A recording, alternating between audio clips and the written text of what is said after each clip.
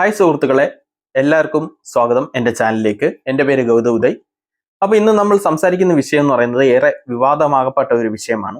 അതായത് നമ്മുടെ കേരള ഗവർണറും രാജ്ഭവനിൽ വെച്ച് കേരള ഗവർണറും കാർഷിക വകുപ്പ് മന്ത്രി പി പ്രസാദ്, അപ്പം പരിസ്ഥിതി ദിനത്തോടനുബന്ധിച്ചുള്ള ഒരു ഒരു പരിപാടിയായിരുന്നു.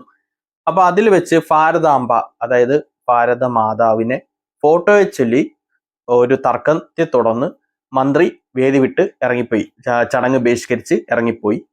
അതുമായിട്ട് ബന്ധപ്പെട്ട ഒരു വിഷയമാണ് നമ്മൾ ഇന്ന് സംസാരിക്കാൻ പോകുന്നത്. അത് എന്തുകൊണ്ട് പ്രശ്നമുണ്ടായി, അത് ഇത്രയും വിവാദമാകാനുള്ള കാരണം, ഇതെല്ലാം നമുക്ക് ചർച്ച ചെയ്യും. സംഭവം ഇങ്ങനെയാണ്. രാജ്ഭവനിൽ വെച്ച് കേരള ഗവർണറും അതേപോലെ കേരള സർക്കാരും നടത്തുന്ന പരിപാടിയിൽ, അതായത് പരിസ്ഥിതി ദിനത്തോടനുബന്ധിച്ചുള്ള പരിപാടി, ഒരു വർഷത്തെ പരിപാടികളുടെ തുടക്കം കുറിക്കുകയാണ്. അപ്പൊ അതിനോടനുബന്ധിച്ച് ഉദ്ഘാടന ചടങ്ങുകളിൽ ഭാരതമാതാവിന്റെ ചിത്രത്തെ ചൊല്ലിയാണ് ഇത്രയും പ്രശ്നങ്ങളുടെ സ്റ്റാർട്ടിങ് തുടങ്ങുന്നത്. ചടങ്ങിൽ വെച്ചിരിക്കുന്ന ചിത്രം, അതായത് ഭാരതാംബയുടെ ചിത്രം RSSകാർ യൂസ് ചെയ്യുന്ന ചിത്രം എന്ന രീതിയിലാണ് നമ്മുടെ കേരള സർക്കാർ കൃഷി വകുപ്പ് മന്ത്രി കെ പ്രസാദ് സംസാരിച്ചിട്ട് ചടങ്ങ് ബഹിഷ്കരിച്ച് ഇറങ്ങിപ്പോയത്. അതായത് ആ ഭാരതാംബ ചിത്രത്തിൽ പുഷ്പാർച്ചന നടത്തി അതിന് എതിർപ്പ് പ്രകടിപ്പിച്ചുകൊണ്ടാണ് ഈ ചടങ്ങ് കേരള സർക്കാർ ബഹിഷ്കരിച്ച് സെക്രട്ടേറിയറ്റ് വെച്ചിൽ ഈ ചടങ്ങ് നടത്തിയത്. ഭാരതമാതാവിന്റെ ആ ചിത്രം മാറ്റണമെന്ന് കേരള സർക്കാർ പറഞ്ഞപ്പോൾ കേരള ഗവർണർ മാറ്റത്തില്ല, അവിടെ തന്നെ ഇരിക്കും, അത് വെച്ച് പരിപാടി നമ്മൾ സ്റ്റാർട്ട് ചെയ്യും എന്ന് പറഞ്ഞതിനെ ചൊല്ലിയാണ് ഇവര് ബഹിഷ്കരിച്ച് പോയിരിക്കുന്നത്.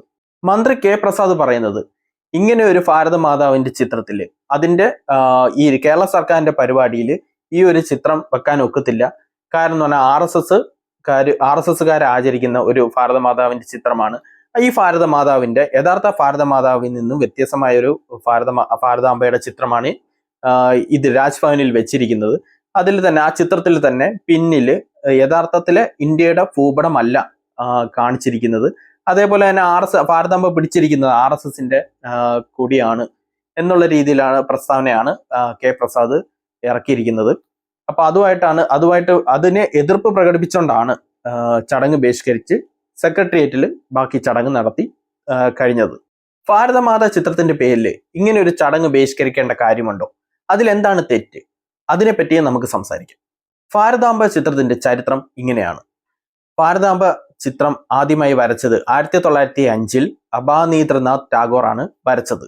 ഇന്ത്യയുടെ സ്വാതന്ത്ര്യ സമര കാലത്ത് ദേശീയ വികാരങ്ങൾ ഉൾക്കൊള്ളിക്കുന്ന ഈ ചിത്രം വരച്ചതിൽ ഇന്ത്യയുടെ കലാപരമായും രാഷ്ട്രീയപരമായും വളരെയധികം സ്വാധീനം ചെലുത്താൻ ഈ ചിത്രത്തിന് സാധിച്ചിട്ടുണ്ട്. ആ ചിത്രത്തിൽ മാതാവായി വരച്ചിരിക്കുന്നത് ഒരു സന്യാസിനിയെ പോലെയാണ്. അതായത് ഒരു കാഷായധാരണിയും നിർമ്മലവുമായ ഒരു മുഖവുമാണ് ആ ഒരു മാതാവിനുള്ളത്. ചിത്രത്തിൽ ഭാരതമാതാവ് 4 വസ്തുക്കളെയാണ് കയ്യിൽ പിടിച്ചിരിക്കുന്നത്. അതായത് 4 കൈകളുള്ള ചതുർഭുജമുള്ള മാതാവായിട്ടാണ് വരച്ചിരിക്കുന്നത്. അതിൽ 1 പുസ്തകവും, 2 ആഹാരവും, അതായത് അരി, 3 വസ്ത്രധാരണം, 4 രുദ്രാക്ഷമാല, അതായത് ആത്മീയത ആണ് ഉദ്ദേശിക്കുന്നത്. ഇതെല്ലാം ഭാരതമാതാവ് ഭാരതത്തിലെ ജനതയ്ക്ക് വേണ്ടി അനുഗ്രഹങ്ങൾ നേടി കൊടുക്കുന്നത് പോലെയാണ് ഉദ്ദേശിക്കുന്നത്. ടാഗോറിന്റെ ഈ ചിത്രം ആദ്യമായി പ്രസിദ്ധീകരിച്ചത് ബംഗാൾ മാസികയായ പ്രഭാസിയിലാണ് ഈ ചിത്രം ആദ്യമായി പ്രസിദ്ധീകരിച്ചു വരുന്നത്. പിന്നീട് ദേശീയ പ്രാധാന്യം മനസ്സിലാക്കിക്കൊണ്ട് സ്വാമി വിവേകാനന്ദന്റെ ശിക്ഷയായ സിസ്റ്റർ നിവേദിതയാണ് ഭാരത് മാത എന്ന പേര് ഈ ചിത്രത്തിന് നൽകിയത്. ഇന്ത്യയിലെ രാഷ്ട്രീയ പാർട്ടികളെയും കാട്ടി ചരിത്രമുണ്ട് നമ്മുടെ ഭാരതാംബയ്ക്ക്. അതാരും മനസ്സിലാകാതെ പോകരുത്. എല്ലാവരും രാഷ്ട്രീയപരമായി ഭാരതാംബയും ഭാരതമാതാവിനെയും വേർതിരിച്ച് കാണുന്നു. ഇന്ത്യയിലെ രാഷ്ട്രീയക്കാർ തന്നെയാണ് ഭാരതാംബയെ വേർതിരിച്ച് കാണുന്നത്. എൻ്റെ അഭിപ്രായത്തിൽ ഓരോരുത്തരുടെയും ഉള്ളിൻ്റെ ഉള്ളിൽ ഭാരതാംബയുടെ ചിത്രം പല വിധത്തിലാകാം. അതായത് മുൻകാലങ്ങളിൽ, അതായത് സ്വാതന്ത്ര്യ സമര സേനാനികളുടെ കാലഘട്ടത്തിൽ തന്നെ എടുക്കുകയാണെങ്കിൽ സുഭാഷ് ചന്ദ്രബോസ് മുന്നോട്ട് വെച്ചിരുന്ന ഭാരത് മാത എന്ന് പറഞ്ഞാൽ ഫിയർലെസ് നേഷനെ മുൻനിർത്തിക്കൊണ്ടുള്ള ഒരു ഭാരത് മാതയായിരുന്നു. അതേപോലെ തന്നെ ഓരോരോ സ്വാതന്ത്ര്യ സമര സേനാനികളെയും നമുക്ക് ഫ്രീഡം തരാൻ വേണ്ടി കൂടുതലായിട്ട് പ്രയത്നിച്ച പല ആൾക്കാരുടെയും ഭാരത് മാതാവ് എന്ന് പറയുന്നത് പല രീതിയിലായിരിക്കും. സുഭാഷ് ചന്ദ്രബോസ് എന്ന് പറഞ്ഞ ദുർഗാദേവിയുടെ പ്രതിരൂപമായിട്ടാണ് ഭാരത് മാതാവിനെ കണ്ടത്. അതേപോലെ തന്നെ ഭഗത് സിംഗ് കണ്ടിരിക്കുന്നത് അടിമത്തത്തിൽ നിന്നുള്ള ഉയർത്തെഴുന്നേൽപ്പായിട്ടാണ് അതിന്റെ പ്രതീകമായിട്ടാണ് ഭാരത് മാതാവിനെ കണ്ടിരുന്നത്. അതേപോലെ തന്നെ ജവഹർലാൽ നെഹ്റു, ലാലാ ലജ്പത് റായ്, ബാലഗംഗാധർ തിലക്, വി.ഡി. സവർക്കർ, മഹാത്മാഗാന്ധി, അങ്ങനെ ഓരോരുത്തരുടെയും മനസ്സിലുള്ള ഭാരത് മാത പല രൂപത്തില് നമ്മളാണ് നിശ്ചയിക്കുന്നത്. നമ്മുടെ ഭാരത് മാത, നമ്മുടെ ഭാരതത്തിലെ അമ്മ എങ്ങനെ ആകണം എന്നുള്ളത് അതൊരു ഐക്യത്തിന്റെ രൂപമാണ്. യഥാർത്ഥത്തിൽ ഭാരതാംബ എന്ന് പറയുന്നത് നമ്മുടെ ഭാരതത്തിലെ വൈവിധ്യവും സംസ്കാരവും ഭൂഘടനയും അതേപോലെ തന്നെ റിസോഴ്സസ് ഇതെല്ലാം ചേർന്നിട്ടുള്ള ഒരു പ്രതീകമാണ്. നമ്മുടെ ദേശത്തിന്റെ പ്രതീകങ്ങളായ പാവങ്ങൾ എത്രയും വിവാദമാകുന്നു എന്നതാണ് നമ്മളിവിടെ പരാമർശിക്കേണ്ടത്. ചിലർക്ക് ഭാരത് മാത എന്നത് ദേശഭക്തിയുടെ ഒരു ഭാഗമാണ്. പക്ഷെ ചില ഇടങ്ങളിൽ ഈ ഭാരത് മാതാവിന്റെ ഈ വലിച്ചഴിച്ചിടുമ്പോൾ അതൊരു മതപരമായ കാര്യങ്ങളിലേക്ക് ചിലപ്പോൾ അത് വലിച്ചിഴക്കപ്പെടാം. ഇതിനെല്ലാം ഒരു നിഷ്പക്ഷത നിലപാടാണ് ആവശ്യമായിട്ടുള്ളത്. കേരള സർക്കാരിന്റെ ഭാഗത്താണെങ്കിലും ഗവർണറിന്റെ ഭാഗത്താണെങ്കിലും ഒരു നിഷ്പക്ഷത നിലപാടാണ് വേണ്ടത്. ഇവിടുത്തെ കേസിൽ മന്ത്രി പ്രസാദ് പറയുന്നുണ്ട്, ആ ഒരു പിക്ചറിൽ ഭാരതാംബയുടെ പിന്നിൽ നിൽക്കുന്ന ഇന്ത്യയുടെ ഭൂപടമല്ല എന്നുള്ളത്, ഇപ്പോഴത്തെ ഭൂപടമല്ല എന്നുള്ളത് പറയുന്നത് അതൊരു അഖണ്ഡ ഭൂപടമാണ്. അതായത് നമ്മുടെ ഭാരത സംസ്കാരത്തിന്റെ ഭാഗമായിട്ടുള്ള അതിലെന്ന് പറയുന്നത് ചരിത്രപരമായി നോക്കുകയാണെങ്കിൽ ടിബറ്റ്, മ്യാൻമാർ, പാകിസ്ഥാൻ ഇതെല്ലാം ഉൾപ്പെടുന്ന ഒരു ഭാരതമാണ് അതിൽ കാണിച്ചിരിക്കുന്നത്. ഇതൊന്ന് ചരിത്രപരമായി നോക്കിയാൽ മാത്രം മതി. അല്ലാതെ നമ്മളിപ്പം സമകാലീനമായുള്ള പ്രശ്നങ്ങളും കാര്യങ്ങളുമാണ് എടുക്കുകയാണെങ്കിൽ പല കാര്യങ്ങളും നമ്മളത് ചെക്ക് ചെയ്യേണ്ടിയിരിക്കുന്നു. അതിനൊരു എക്സാമ്പിൾ ഞാൻ പറയാം. നമ്മുടെ ദേശീയഗാനം എടുക്കുകയാണെങ്കിൽ പഞ്ചാബ്, സിന്ധ്, മറാത്ത എന്ന ഒരു വാക്യത്തില് അതില് പഞ്ചാബ് നമ്മുടെ ഇന്ത്യയിലും ഉണ്ട് പാകിസ്ഥാനിലും ഉണ്ട് സ്ഥലമാണ്.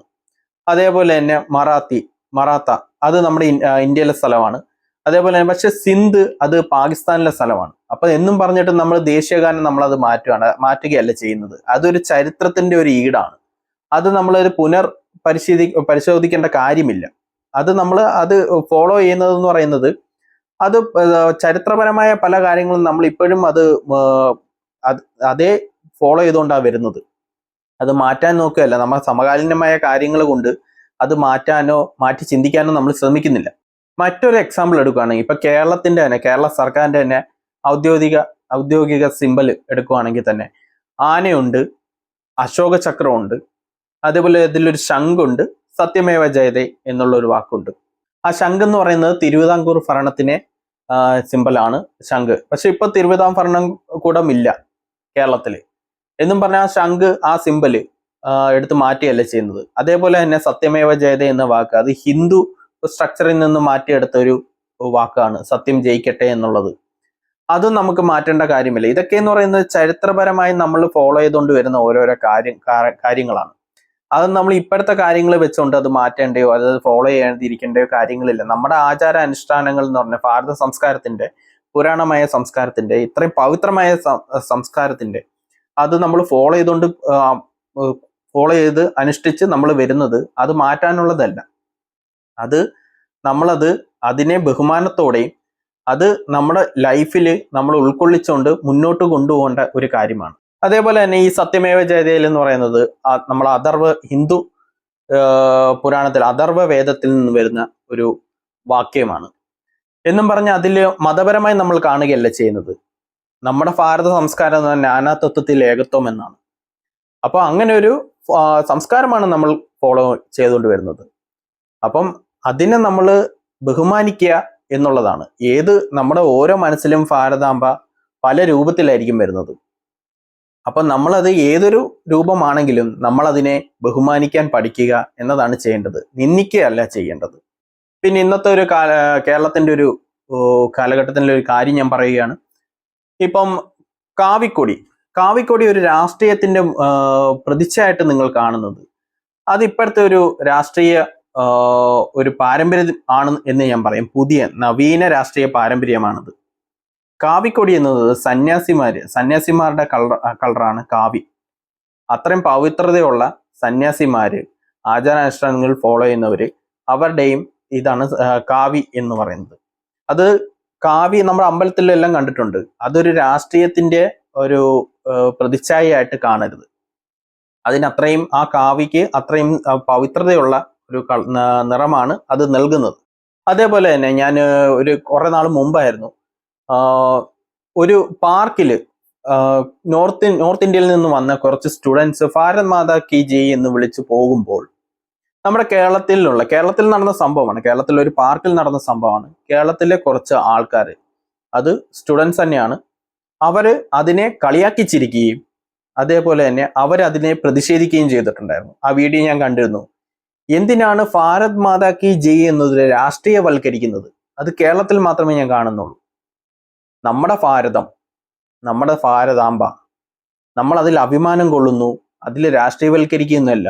ഭാരതം എന്ന് പറയുന്നത് ഒറ്റക്കെട്ടാണ്. അത് ഞാൻ നേരത്തെ പറഞ്ഞ പോലെ നാനാത്വത്തിൽ ഏകത്വമുള്ള ഏക ഒരു രാഷ്ട്രമാണ് നമ്മുടെ ഭാരതം. അത് അത്രയും നമ്മുടെ സംസ്കാരം കൊണ്ടുവന്നതാണ്. അപ്പൊ അതില് രാഷ്ട്രീയവൽക്കരിച്ച് കൊണ്ടുപോകുന്നത് അത്ര നല്ല കാര്യമല്ല. നമ്മൾ നമ്മുടെ സംസ്കാരത്തെ ബഹുമാനിക്കുക, നമ്മുടെ ഓരോ കാര്യങ്ങളെ അത് നമ്മുടെ ലൈഫിലേക്ക് ഉൾക്കൊള്ളിക്കുക, അതാണ് വേണ്ടത്. അപ്പൊ നമ്മൾ കാണുന്ന രീതിയാണ് പ്രശ്നം. ഭാരത് മാതാ കി ജയ് എന്ന് പറയുന്നത് ഭാരതം ജയിക്കട്ടെ എന്നാണ്. അതായത് ഭാരതത്തിലെ ജനത ജയിക്കട്ടെ, അവരുടെ സംസ്കാരം ഉയർത്തെഴുന്നേൽക്കട്ടെ. അപ്പം അതാണ് പറയുന്നത്. അപ്പൊ അതിലെ നമ്മൾ ബഹിഷ്കരിക്കുകയോ അത് രാഷ്ട്രീയവൽക്കരിക്കുകയോ നിന്ദിക്കുകയല്ല ചെയ്യേണ്ടത്. നമ്മൾ നമ്മളെ തന്നെ ഉയർത്തെഴുന്നേൽപ്പിക്കുകയാണ് ചെയ്യുന്നത്. അതെല്ലാവരും നിങ്ങൾ മനസ്സിലാക്കണം. ഇന്നത്തെ ജനത മനസ്സിലാക്കേണ്ട ഒരു വലിയൊരു പാഠമാണത്. ഇപ്പൊ സോഷ്യൽ മീഡിയയിൽ തന്നെ പല അഭിപ്രായങ്ങളും ഭിന്നിക്കുന്നുണ്ട്. അതായത് ചിലർ പറയുന്നു ഭാരത മാതാവിന്റെ പടം ഇങ്ങനെ ചെയ്തത് തെറ്റാണ്, ഇതല്ല ഭാരത മാതാവിന്റെ പടം.